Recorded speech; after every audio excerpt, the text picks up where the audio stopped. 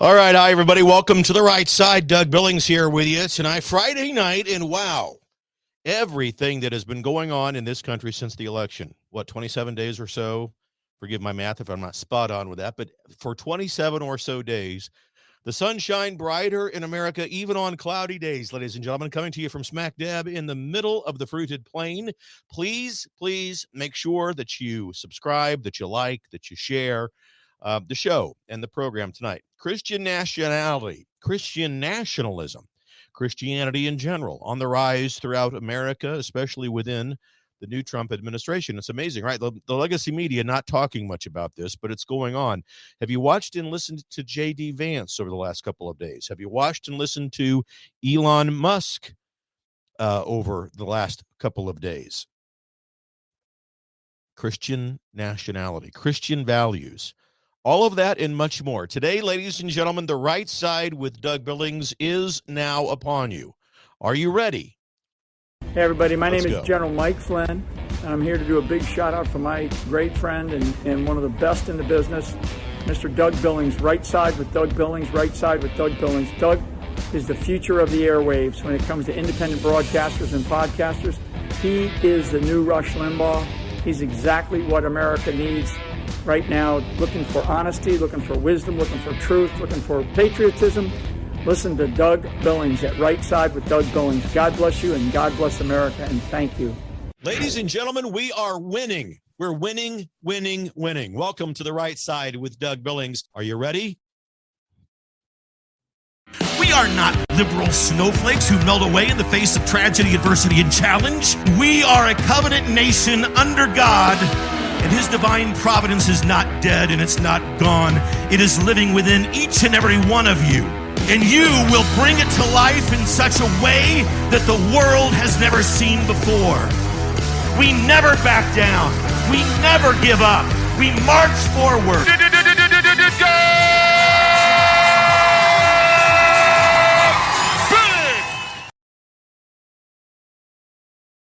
And here we are, ladies and gentlemen. What a day, what a week, what a month, what a blessing that it's been to have President Trump in the mix, back where he belongs in the White House.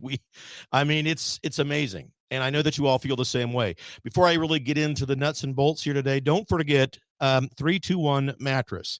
321 mattress. If you want the best sleep, the best pillow sheets and so forth, I know. Y'all don't believe me, but hang on a minute. Check it out. These people are friends. They're good, decent people. Everything, 25% of every sale they make goes to Special Olympics. And if you remember my story about my son Michael, he's got Down syndrome. I call it the divine chromosome. The Down syndrome kids have an extra 21st chromosome. I call it the divine chromosome. And so I like to support 321 mattress. And if you go to 321mat, MATT.com/Doug. You can help me out. You can help my son Michael out in the show, and you can benefit from some of the best sleeping products on the market today. 321.mat, MAT.com/Doug.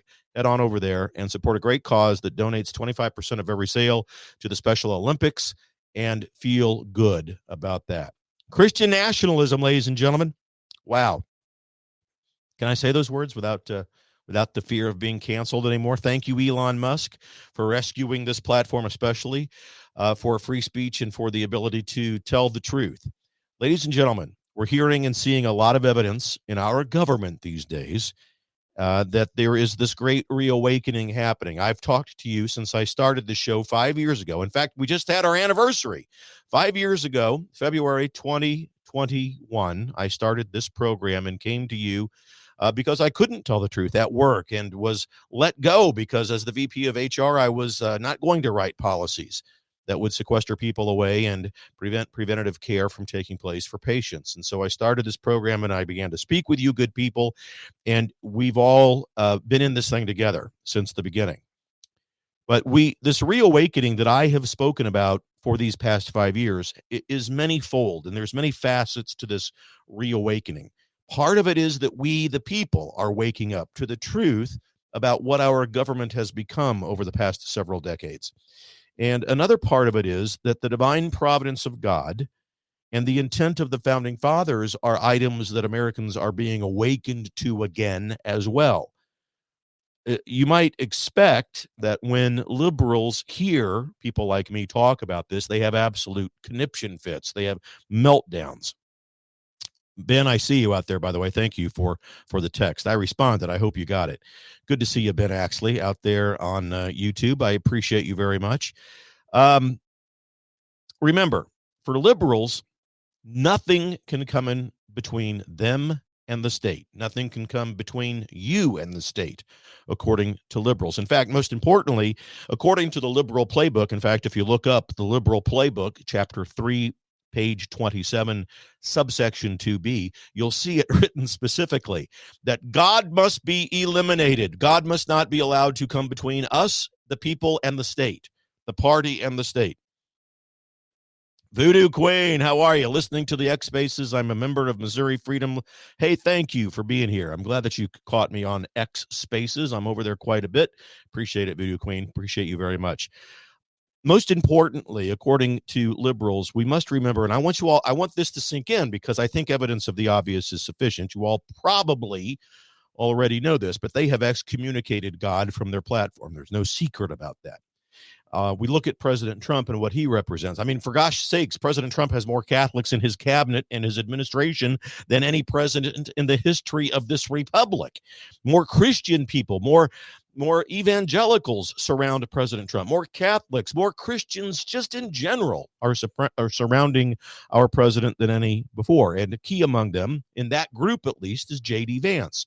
Vice President Vance, the other day in an interview, I mean, this was a great, he talked about a topic that I learned back in my days when I was in the seminary and I was studying to be a Catholic priest way long ago in the late 80s. Yes, that was part of my history, and I'm happy for it. Had a great experience. But he talked about something that I learned back in the days when I was studying to be a priest. So I'm going to throw a little bit of Latin lingo at you, ladies and gentlemen. J.D. Vance spoke about something called ordo amoris. Ordo amoris, which means the right ordering of things. And in theological terms, it means the right ordering in care of human beings, the care that human beings offer themselves, their families, their communities, and their world, okay? And when you look at that in a deeper study, it's an ancient Christian and theological philosophy that states we as human beings are to establish a relationship with God. First and foremost, a relationship with God. Then, I mean, and that's, I think, I shouldn't just brush over that, but I mean, we in the new media, and I'm not afraid to talk about it, you'll never hear this in the legacy media, but an individual relationship with our Creator. That's what we are called to do. That's the meaning and essence of life on this planet. Then, after we've established that individual relationship with the Creator, we establish a godly relationship with our family, our immediate family, husband and wife and children. And by the way, thank you, President Trump, for signing an executive order that declares there are only two genders, as if we needed to know that. But it's true, and I'm glad that he did it. God and family, okay? Godly relationship with ourselves and with our Creator and with our family. Then Ordo Amoris calls for us to establish that godly relationship with our neighbors, the neighbors that live across the street or down the street, in our city, in our county, within the state in which we live, okay? God, family, neighbors. Then God calls us, according to Ordo Amoris, to establish relationships with our national community, our country, the people within the United States, in our case. Then we establish that godly relationship with our world community. And that is the order of what Vice President Vance was talking about when he mentioned the theological term ordo amoris, the right order of things. You, me, and God, right? God first, family, immediate neighborhood and community, and then a national community. So what the radical left has done, especially in terms of illegal immigration, is trying to convince us that we should forget the straight and the right and proper order of things, and that we should forget that the action of illegal immigration represents lawlessness, for example, but that we should put these illegals ahead of our own people, of our own communities, of our own families. You see, when you boil it down this way, when you take the time to look into it, the radical liberal, anti-God, anti-American movement is discovered, and we can see it. I've been saying this for 5 years. Look, first of all, the Democrat Party does not exist. I have said that 100 times. If I've said it once, I've said it 100 times over the last 5 years. They have become the Communist Socialist Party, blending communism and socialism together. They are clearly an anti-American political party. Just look at what they've done. From the border to defunding the police to all of it, every policy brings about chaos, crisis, and crime. And all of that is done on purpose. It is not accidental. It's not collateral damage. It is actually thought about and put forward first and foremost on purpose to bring about crime, chaos, and crisis. Why? Because they think when those elements exist in our society that we are more apt to believe that we do need big government to save us. Elon Musk the other day on a Tucker Carlson interview identified himself as a cultural Christian. President Trump himself is vocal about his newfound passion for faith and God. And yes, I think, certainly I'm not the first one to say it or notice it, but I do think the assassination attempts had a profound effect on our president, and rightly so. Probably nudged him further along in his faith within his own life. And I think that his cabinet reflects this newfound faith that he wants to not only talk about and exude personally, but then have around him in his administration. It is filled, as I said, with more Christian people of deep faith than any president before in our history. Interestingly, there is a group out there, and if you haven't heard of them, look them up. It's called the Public Religion Research Institute, the Public Religion Research Institute, PRPI. And they took a look last week and did a poll that reveals 30% of Americans identify as Christian nationalists. In case you're from Raytown, Missouri, by the way, that's 1/3 of America's population.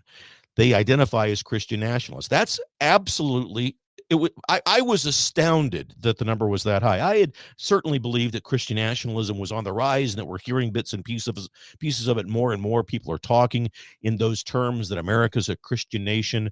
More people are believing what I've been saying over the past 5 years, that God inspired the founding of this country. Our founding documents are inspired by God and written by men. Certainly our Declaration of Independence and our Constitution, and to a great degree the Bill of Rights. But it begs the question, all of this, well, Christian nationalism and so forth. How do you tell? Is there a formula for a Christian nationalist? Is there some sort of an earmark? Do they have a platform? As it turns out, they do. So what is a Christian nationalist? What is Christian nationalism?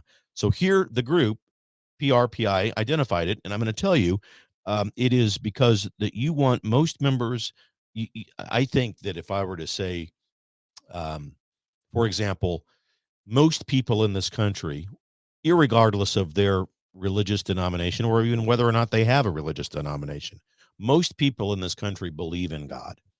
Most people pray in some form or fashion. Okay. Most people believe in a life after death. Okay. But when you're at your next cocktail party, and there's a liberal in the room, and the topic of national Christian socialism or nationalism, I should say, not socialism, a Christian nationalism appears in the conversation, I want you to be able to contain what the liberals will ultimately try to convince you of, that it's a fascist socialist movement, that it's rooted in Nazism, and so whatever they may say, or that God doesn't exist at all. I want you to be armed with the truth. Christian nationalism, as it turns out, has 5 key pillars.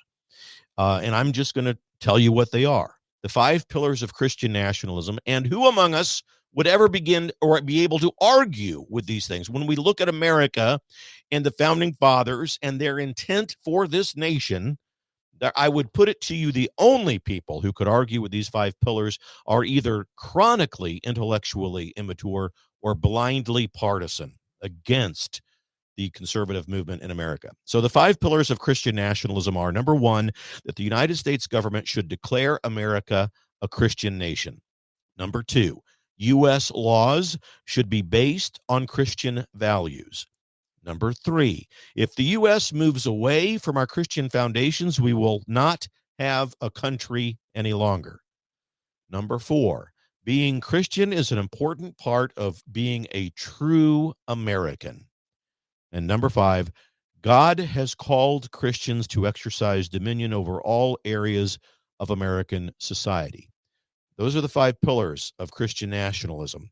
Now, radical liberals follow this program, and they troll it, and their heads are exploding at this very moment. And as soon as they recover and they get back to their keyboards in their mother's basements and clean up the soiled underwear that they're wearing, they're going to attack those 5 pillars and say that it's absolutely not the intent of the founders or anything that has to do with America.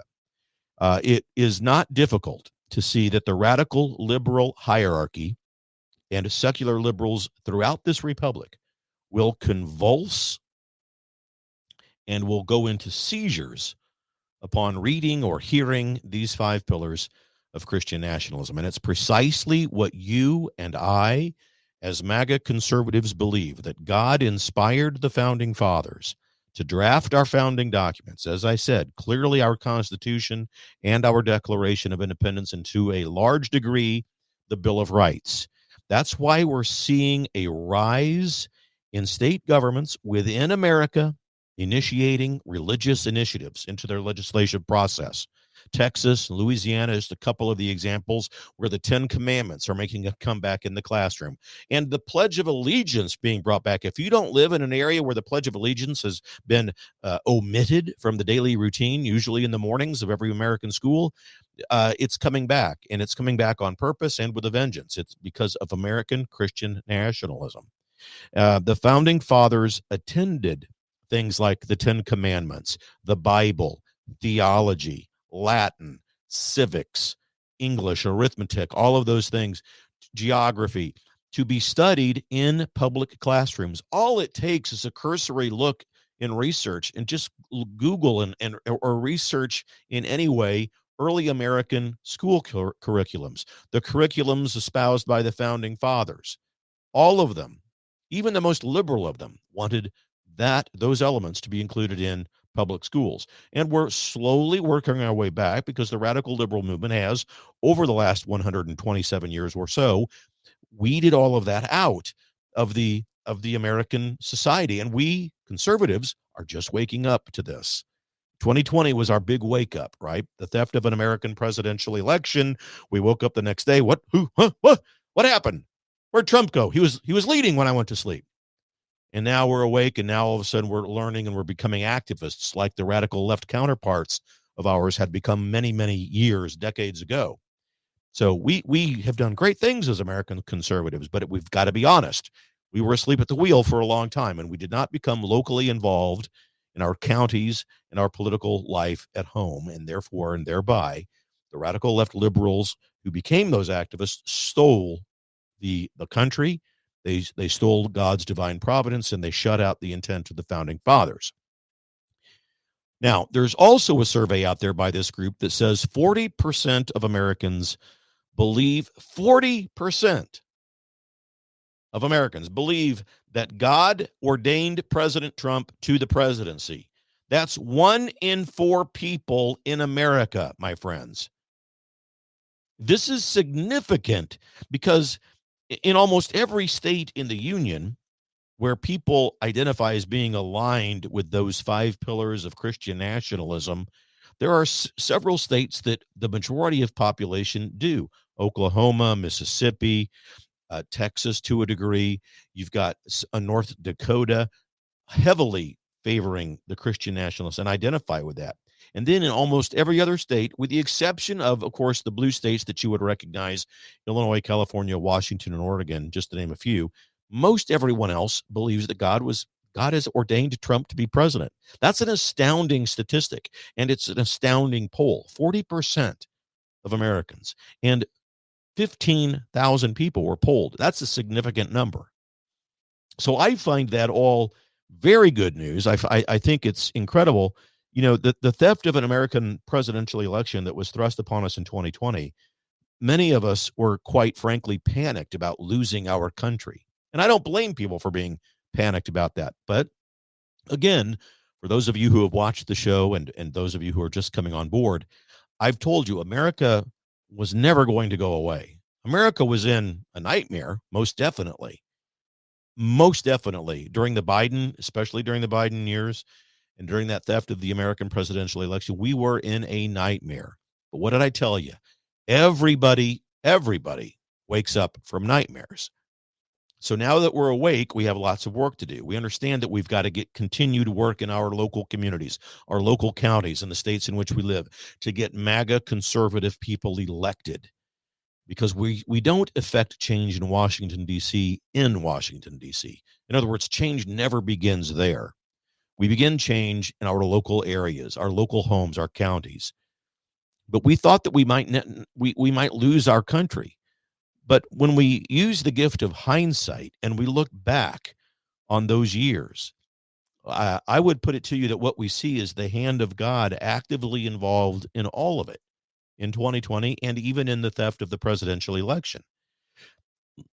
Let me just go through a few points with you about that, because I think this is important for all of us to look back in time and realize that the divine providence of God prevented President Trump from taking office in 2020. What? Why would God do that, Doug? Are you crazy? Why would God take President Trump out? I thought you just said that God ordained Trump to be president. He did for 2024. But he took Trump out in 2020 for a very good reason. God sat Trump on the sidelines. And if you think about it, I think it makes perfect sense.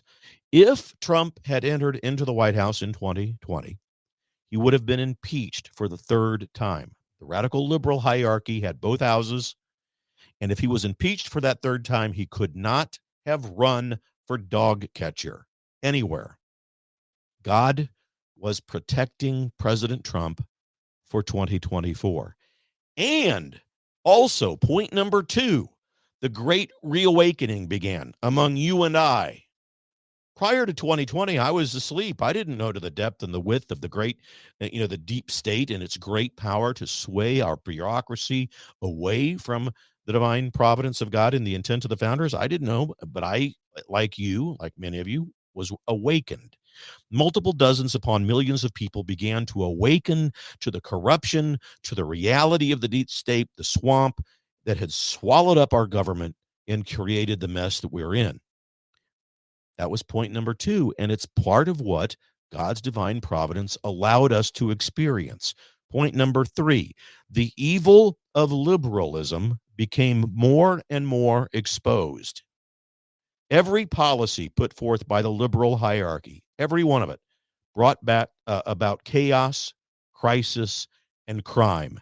Their open border policy is probably the most profound example of that, but certainly also they're defunding the police policies. The fact that their radical liberal hierarchy, district attorneys and states attorneys generals did not prosecute with profound prejudice violent criminals and let them go early, or sometimes didn't sentence them at all so that they could get back out on the streets. All of that brought forth suffering, chaos, crime, crisis. It was evident. I mean, when Hurricane Helene hit, the slow response to get federal government under the liberal hierarchy regime to Georgia, Florida, North Carolina, it was done on purpose. Because they don't want, the radical liberal government believes that when chaos, crisis, and crime hits, that we as Americans are more likely to believe that we need to depend on the federal government instead of our neighbors. Remember those days? Remember Helene in North Carolina, especially? They wouldn't let truckers get in with supplies. They wouldn't let rescue workers and relief people come in with water and so forth and so on. accidental? I think not. The liberal policies in blue states and other places where they don't prosecute crime with extreme prejudice, they let these natural disasters take their course without letting FEMA and other people do their job. Are you kidding me? We saw it play out in real time. In fact, many times, criminals, for example, even if they are sentenced, they're given very light sentences or let out earlier. And when common, everyday people throughout the Republic began to see these things during this great reawakening, they rebelled against liberalism. They rebelled against godliness. And what we are witnessing today is the paradox that liberalism has become the death of liberalism. And also, since the inauguration of Donald Trump for the second time, what we're witnessing is the sweeping in of the divine providence of God back into this country to represent and restore what the founding fathers intended us to be. The divine providence of God is seeing to it that the bureaucracy, the fraud, the theft, the tyranny within the government of our republic is being exposed and eliminated. Now, the cynics out there will say, oh, no, it's just, it's Elon Musk and Doge doing their job. Well, yes, but it's the divine providence of God working through them to get that job done, working through J.D. Vance and our president, Donald Trump, to usher in this agenda. This agenda, by the way, Doge, just as an example, 80% of Americans agree with what Doge is doing, and 20% doesn't. It's the 80-20 rule. You've got the radical liberal hierarchy identifying itself with the 20% kook fringe. Meanwhile, John and Jane Doe on the streets of America, who may well have voted for Administrator Biden and Vice President Harris, are clearly on board with what Trump is doing because they know and they've realized and they've become awakened to the fact that the radical liberal Democrat Communist Socialist Party is not what they have in mind for this country, and it is not what they expect. The divine providence of God is doing this to move us back to the intent of the founding fathers. We have very rarely in the history of this republic seen miracles so blatantly obvious. The divine providence of God is using President Trump and those who he has selected. Elon Musk, Tom Homan, Kristi Noem, Kash Patel, Bobby Kennedy Jr., Pete Hegseth, Pam Bondi, all of them, okay? I can't list every one of them, but all of them in that administration. It's important for us to take a step back and look at this because what we are witnessing, my friends, is the divine providence of God himself at work and in action within our republic. That's why the majority of Americans have been in such a great mood these last 27 or so days. Because it feels good to be surrounded by the divine providence of God. That's what's intended. God intended this to be enjoyable in America and to have dreams and aspire to do better and become the best version of ourselves. And this is exactly what President Trump embodies. This is exactly why people around the world are migrating to their own version of MAGA. In whatever country they're in, we want the same thing that they're doing in America. It's God, and it's a godly thing to be witnessing. Reflect on that this week and think about how you've seen God in your own life.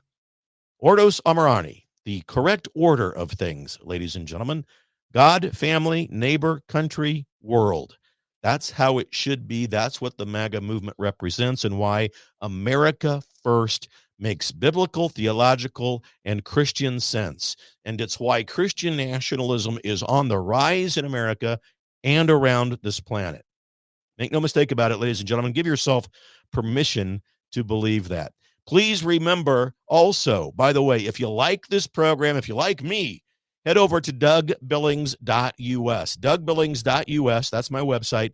Consider, why don't you making a monthly $5, $10, whatever donation over there so that I can continue to bring you this show.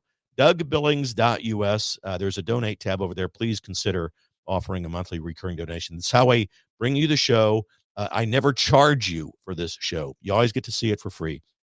But I would appreciate that support. Ladies and gentlemen, we're in this thing together. I'm glad to be with you. Believe it. For the Republic. Cheers.